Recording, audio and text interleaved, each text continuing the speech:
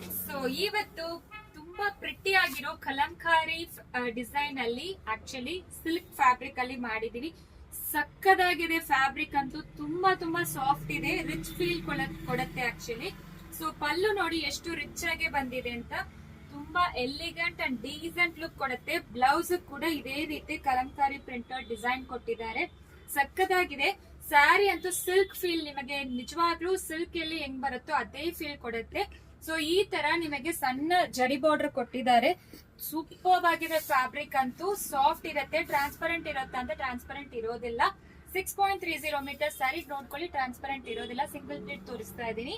6.30 metre sari length ಇರುತ್ತೆ.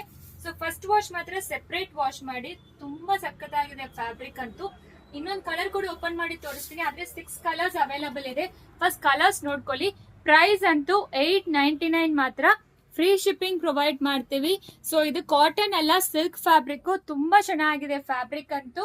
So miss ಮಾಡ್ಲೇಬೇಡಿ, must have collection ಅಂತ ಹೇಳ್ಬೇಕು.